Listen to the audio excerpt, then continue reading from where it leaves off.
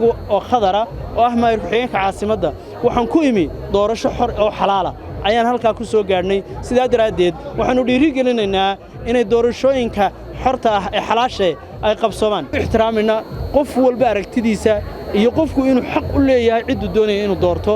waxa waajib ku ah dhammaan bulshada reer Soomaaliland gaar ahaan gobolka Maroodijeex khaasatan degmada Hargeysa inaynu wada ilaashano wax isku ahaanshaheena nabaddeena qadiyadeena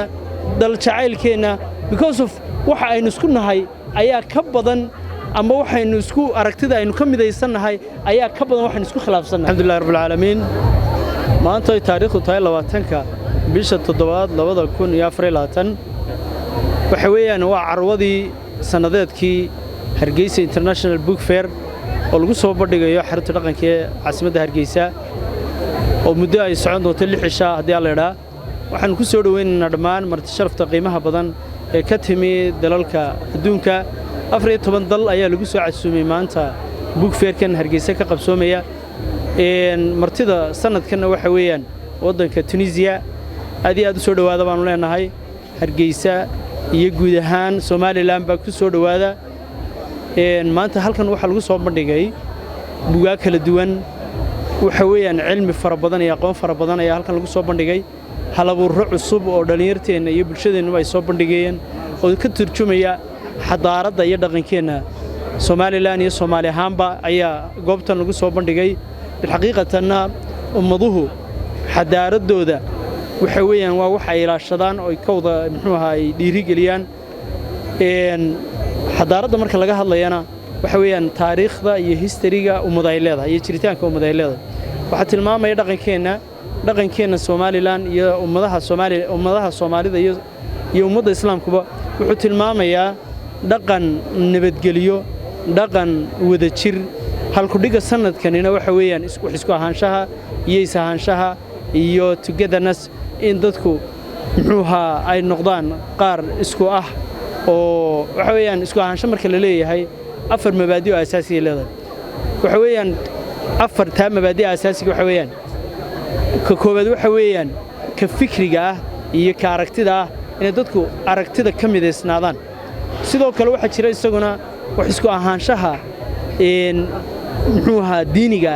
inaad aragti diiniya aad wada aaminsantiin oo talaano kale qofku inaynu islaam iyo ummad wada muslimiina aynu nahay waxa jiro kale mid wadaniya oo talaano kale waxaynu ku mideysanahay wadankan iyo qarankan iyo ummadan Soomaaliland inaynu nahay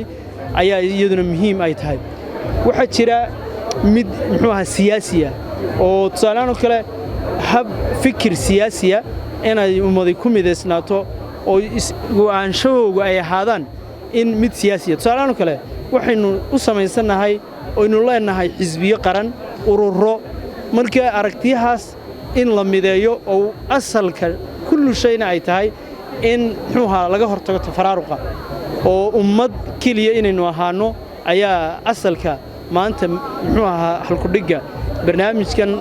6 cisho socon doona uu yahay afarta mabaadi asaasiga Soomaaliland way ku mideysan tahay waxaynu nahay ummad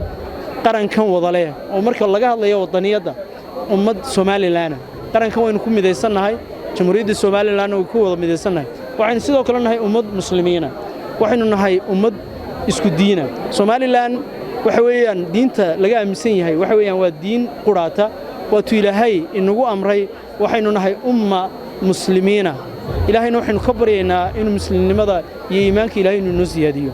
sidoo kale waxaynu nahay dad ku isku ixtiraamaya aragtida siyaasiga iyo mabaadi'da siyaasiga waxa sanadkan aynu ku jirno inoo qabsoomi doonto hadii ay beedmo doorashooyinka ee ka dhici doona Soomaaliland saddex xisbi baa tartamaya iyo saddex musharax baa tartamaya saddex xisbi waxa sidoo kale la tartamaya 10 urur siyaasadeed 10 urur siyaasadeed waxay ku tartamayaan inay ururnimo iyagu ay u soo baxaan oo urur ay noqdaan sidoo kale musharaxiinta madaxweyne ku-xigeenna waxay u tartamayaan inay qarankan ay hantaan codka shacabka oo ay hantaan oo ay noqdaan madaxweyne iyo madaxweyne ku-xigeen iyaguna ay markaa aragtiyahooda iyo barnaamijyadooda siyaasiga ay soo bandhigaan sidaa daraaddeed inagoo ku ixtiraamayna qof walba aragtidiisa iyo qofku inuu xaq u leeyahay ciddu doonaya inuu doorto waxa waajib ku ah dhammaan bulshada reer Soomaaliland gaar ahaan gobolka Maroodijeex khaasatan degmada Hargeysa inaynu wada ilaashano wax isku ahaanshaheena nabaddeena qadiyadeena dal jacaylkeena because of waxa aynu isku nahay ayaa ka badan ama waxaynu isku aragtida aynu ka midaysanahay ayaa ka badan waxaynu isku khilaafsanahay waxa laga yaabaa inaynu wax yar oo fudud oo khafiif ah aynu isku khilaafsanahay isi aynu ka midaysanahay qarankan inuu mid ahaado in Soomaaliland jiritaankeedu mid ahaado in nabadgelyadoodu mid waarto ahaato ayaa aad iyo aad muhiim ah sida daraadeed dhammaan reer Soomaaliland waxaan ugu baaqayaa inay ilaashadaan nabadooda xasiloonidooda midnimadooda doorashada aynu galno inagoo isku ixtiraamayna mabaadida iyo aragtiyaha siyaasiga sida daraadeed carwadan maanta qabsoomaysa waxay u ka turjumaysaa inaynu dhammaanteen ka simannahay inaynu isku ixtiraamno aragtiyaha kala duwan iyo sidoo kale inaynu wada jecelnahay qarankeenan iyo waddankeenan sidoo kale waxayna tusinaysaa inaynu nahay qaar isku ixtiraamaya aragtida iyo fikirka siyaasiga aad iyo aad baan ugu mahadnaqaynaa xarunta dhaqanka soo agaasimtay barnaamijkan waa carwadii 17aad ee Hargeysa International Book Fair waxaan si gaar ah ugu mahadnaqayaa Dr. Jaamac Muuse Jaamac iyo tiimkiisa sida weyn ula shaqeeya waxaan aad iyo aad ugu mahadnaqaynaa wadamada ka soo qayb galay iyo gastiska iyo marti sharafta inooga timi wadamada kale ee travelka dheer u soo gashay waxaan ku soo dhaweynaynaa dal jecel wax isku ahaanshaha inaynu tusno adduunyada Somaliland waa dal nooceeya Somaliland waxay weeyaan taariikh bay ku leedahay adduunyadan gaar ah Somaliland waa dal ka dhistay qaran waxa weeyaan ka soo bilow from 1991 Somaliland iyadoo dalku cashwaay yahay oo aanay nabadi jirin waxa weeyaan Somaliland waa dalkii samaystay nabadda waa dalkii sameeyay axad qarameed waa dalkii walaaleeyay dhammaantii Somaliland ku dhaqan waxa weeyaan Somaliland waa dal wax laga baran karo waxa jira article ama book la qoray oo la yiraahdo The Case of Independent Statehood of Somaliland wuxuu ku tusinayaa case-kaasi Somaliland dariiqyadii ay soo martay dariiqyadii ay kala duwanaa ay ka mid ahayd mediationskii sidii dadka loo dhexdhexaadiyay negotiationskii sidii Somaliland ay u soo gashay wada hadaladii ay u soo gashay dhexdeeda sidii nabadda ay noo dhisnay waxaanu ka baranaynaa Somaliland oo adduunyaduna inay wax ka barato ay tahay kiiska dimuqraadiyadda Somaliland